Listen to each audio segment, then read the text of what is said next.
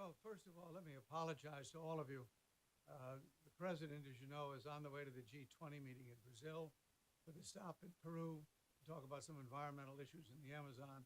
I've been the special advisor to President Biden for the last 3 years on Latin America, and he's asked me to join him on this trip, his last trip, I assume, to the Americas as president, to Latin America.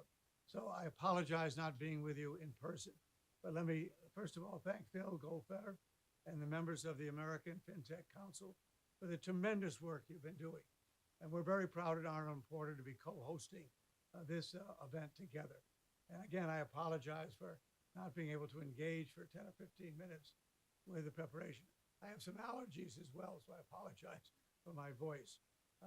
But there are some important questions, and you're going to be needed more than ever, in my view, in light of the election results.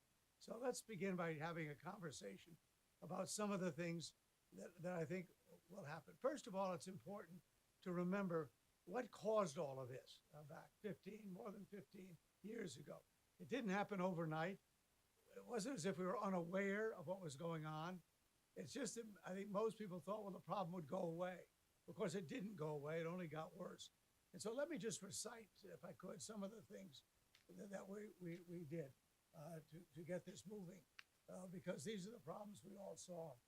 One of our largest investment banks failed. Another merged to avoid failure, and the two remaining converted into banking organizations. Two of our largest commercial banks merged, while several others were saved through tens of billions of dollars from the federal government. Two of the largest thrifts failed in our country or were taken over. And two of the largest credit unions went into receivership. And the largest insurance organization had to be nationalized. Credit to consumers to buy cars, homes, groceries was choked off almost entirely and causing major problems. With the economy shedding more than hundreds of thousands of jobs on a monthly basis. In those days, 15 years ago, more than 15 years ago. The height of the crisis, 9 million jobs were lost in total, and more than 4.5 million homes were foreclosed, and countless people's life savings and funds were wiped out. All told, the economy lost, as a result of this crisis, $13 trillion in wealth. That's why we took action. And there are more results about the impact. The biggest thing that we lost was confidence. It's critically important. I can't legislate confidence. There's no way you can do that. But you can do things that will restore some confidence or maintain confidence. And so the biggest issue I worried about, could we get the American people's confidence back in our financial institutions? Overall, throughout the years when we've been doing the right work as we should be doing, the confidence levels have been relatively high.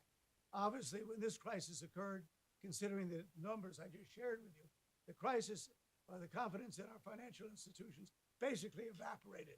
And not just here at home, but globally as well. So that was the major cause, in my view, although these other items are obviously demanding attention. A lot of people, after we passed the TARP legislation, which was billions of dollars to financial institutions to stabilize the economy, debated that issue.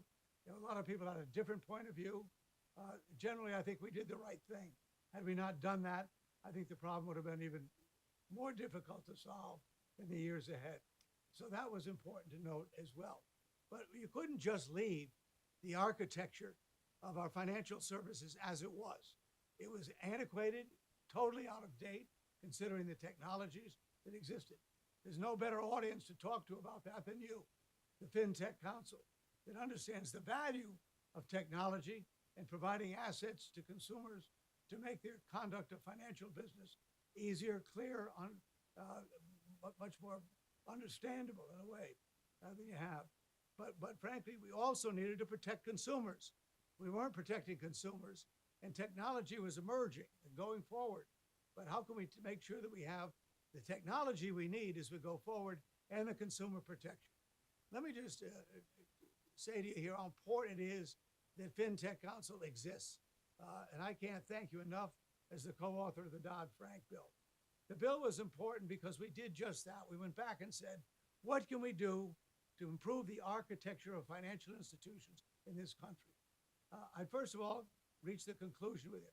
It's 15 years ago. this bill was not a constitutional amendment. It was a bill. It needs to be constantly reviewed and looked at. What can we do? Is everything working as we planned? Should we strengthen it?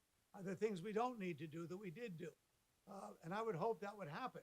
What I'm worried about, candidly, in the wake of the elections we've had, I don't think anyone's going to try and overthrow the Dodd-Frank bill. Not because my name is on it, but because people recognize, and the banks particularly, how much value that bill has brought to them in terms of stabilizing a very difficult situation, put it mildly. But also, I think there's a possibility they will try to get rid of the Consumer Financial Protection Bureau, CFPB, which was one of the major accomplishments of the bill. It's done an incredible job for consumers, restored millions and billions of dollars to consumers in 15 years, and provided assets and information to consumers so they could navigate better their financial needs. So overall, it's been a very strong bill, a good bill, but it's time to take a look at it again. Technology is not slowing down. It's gaining acceleration in speed. So as more technology emerges in financial services, we've got to provide the consumer protections so that people understand what this technology is and make sure we're not going back to the situations that existed more than 15 years ago that created this mess to begin with. Anyway, listen, this is hardly the conversation I had planned to have with you, but I thank you for inviting me. I'm no longer practicing in Congress, obviously, but I care deeply about these issues and look forward to working with you.